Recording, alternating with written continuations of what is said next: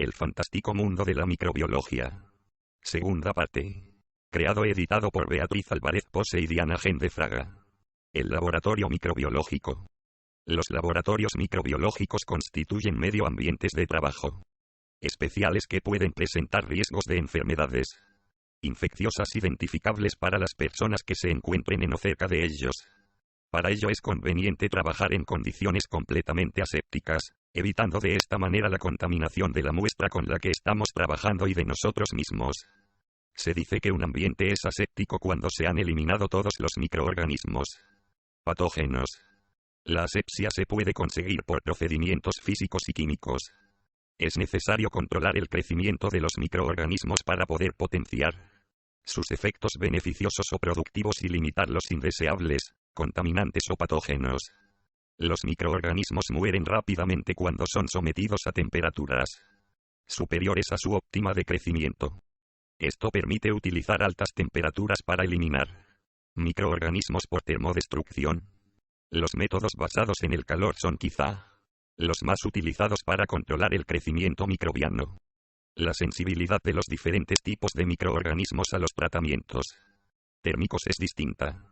Las esporas son las formas más termorresistentes y las células vegetativas las más sensibles. Por otro lado, los microorganismos gram positivos tienden a ser más resistentes que los gram negativos. Por consiguiente, desde un punto de vista práctico, la esterilización por calor está destinada a matar las esporas bacterianas. El medio en el que se encuentra un microorganismo influye en su sensibilidad al calor. Por lo general, los microorganismos son más sensibles a las altas temperaturas cuando se encuentran a pHs ácidos, mientras que las concentraciones altas de proteínas o azúcares en el medio disminuyen la efectividad del calor y protegen a las bacterias. Las altas concentraciones de sal tienen efectos variables según el tipo de microorganismo. La esterilización por calor se puede hacer en medio húmedo usando un autoclave o en medios secos mediante el horno Pasteur. El autoclave esteriliza usando el calor húmedo transmitido por vapor de agua sobrecalentado. Debido al uso de altas presiones, el efecto del vapor de agua es facilitar la transmisión del calor al objeto en esterilización. El procedimiento usual es usar 121 grados centígrados, para lo que es necesaria una presión de 1,1 kilogramos centímetro cuadrado. En estas condiciones un tratamiento de 15 min es suficiente para eliminar las esporas de gram positivos. En un horno Pasteur se usa calor seco transmitido por el aire al objeto en esterilización. En este caso, la temperatura más usual suele ser de entre 180 y 250 grados centígrados y el tiempo de esterilización entre 30 minutos y varias horas. El uso del horno Pasteur está limitado por las características del material a esterilizar. En un laboratorio microbiológico se llevan a cabo numerosas técnicas para realizar diferentes análisis. Una de esas técnicas consiste en el cultivo. Para analizar las bacterias es fundamental cultivarlas en un medio líquido o en la superficie de un medio sólido agar. Los medios de cultivo contienen distintos nutrientes que van desde azúcares simples hasta sustancias complejas como la sangre o el extracto de caldo de carne. Para aislar o purificar una especie bacteriana a partir de una muestra formada por muchos tipos de bacterias, se siembra en un medio de cultivo sólido donde las células que se multiplican no cambian de localización.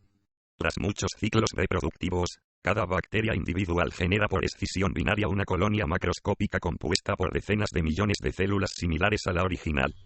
Si esta colonia individual se siembra a su vez en un nuevo medio, crecerá como cultivo puro de un solo tipo de bacteria. Muchas especies bacterianas son tan parecidas morfológicamente que es imposible diferenciarlas solo con el uso del microscopio. En este caso, para identificar cada tipo de bacteria, se estudian sus características bioquímicas sembrándolas en medios de cultivo especiales. Así, algunos medios contienen un producto que inhibe el crecimiento de la mayoría de las especies bacterianas, pero no la de un tipo que deseamos averiguar si está presente. Otras veces el medio de cultivo contiene determinados azúcares especiales que solo pueden utilizar algunas bacterias. En algunos medios se añaden indicadores de pH, que cambian de color cuando uno de los nutrientes del medio es fermentado y se generan catabolitos ácidos. Si las bacterias son capaces de producir fermentación, generan gases que pueden ser apreciados cuando el cultivo se realiza en un tubo cerrado. Con otros medios de cultivo se identifica si las bacterias producen determinadas enzimas que digieren los nutrientes. Así, Algunas bacterias con enzimas hemolíticas, capaces de romper los glóbulos rojos, producen hemólisis y cambios apreciables microscópicamente en las placas de agar-sangre. Los diferentes medios y técnicas de cultivo son esenciales en el laboratorio de microbiología de un hospital, pues sirven para identificar las bacterias causantes de las enfermedades infecciosas y los antibióticos a los que son sensibles esas bacterias. Los medios de cultivo para poder ser utilizados y garantizar que los resultados obtenidos a partir de ellos sean confiables deben cumplir con los siguientes requisitos: disponibilidad de nutriente, consistencia adecuada del medio y presencia o ausencia de oxígeno y otros gases. Otra de las técnicas muy utilizadas en los laboratorios microbiológicos son las tinciones. La tinción, término más común, o coloración, es una técnica auxiliar en microscopía para mejorar el contraste en la imagen vista al microscopio. Implica agregar un colorante específico, ADN, proteínas, lípidos, carbohidratos, etc., a un sustrato para cualificar o cuantificar la presencia de un determinado compuesto. Esto es similar al marcado fluorescente. Las tinciones pueden ser usadas para definir y examinar tejidos en bruto, poblaciones celulares u orgánulos dentro de células individuales. Las tinciones más comunes son la del método de gran punto.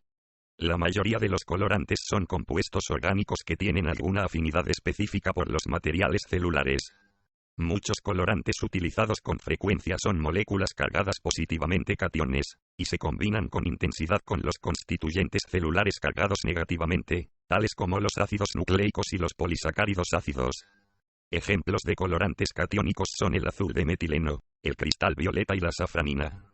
Otros colorantes son moléculas cargadas negativamente, aniones, y se combinan con los constituyentes celulares cargados positivamente, tales como muchas proteínas. Esos colorantes incluyen la eosina, la fucsina ácida y el rojo Congo. Otro grupo de colorantes son sustancias liposolubles.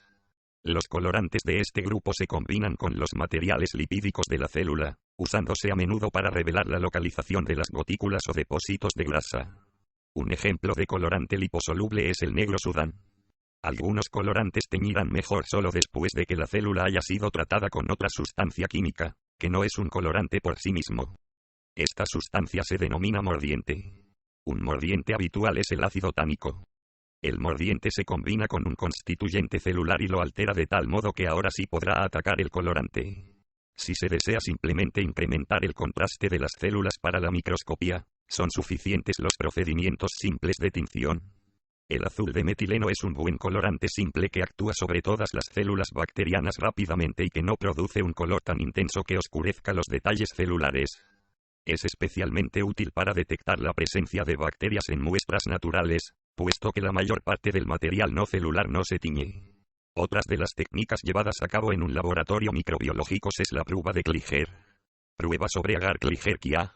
El medio lleva incorporados dos azúcares, glucosa y lactosa, y también sulfato ferroso, que sirve de indicador de SH2 cuando, al reducirse, se transforma en sulfuro, de color negro. En el fondo del tubo se refleja la fermentación de la glucosa, al virar el medio amarillo por acidificación. Esta fermentación puede ir acompañada de desprendimiento de gas, en cuyo caso se cuartea el medio o se separa del tubo. En la zona inclinada del medio se refleja la fermentación de la lactosa, al virar el medio a amarillo por acidificación. Se siembra la cepa en estudio con asa de cultivo, en la superficie inclinada por diseminación y, en el fondo, por picadura. Se incuba en la estufa a 37 grados centígrados y la lectura de los resultados se hará siempre a las 24 horas. O la fermentación de la glucosa se corresponde con el fondo amarillo. O la no fermentación de la glucosa. Fondo sin cambio rojo grosella. O fermentación de la lactosa. Superficie inclinada amarilla. O no fermentación de la lactosa. Superficie inclinada alcalina rojo grosella. O gas. Burbujas en la masa del medio, entre el medio y el tubo y, a veces, rotura del medio. O producción de SH2. Ennegrecimiento en la zona que separa el fondo de la pendiente o en toda la parte inferior del tubo.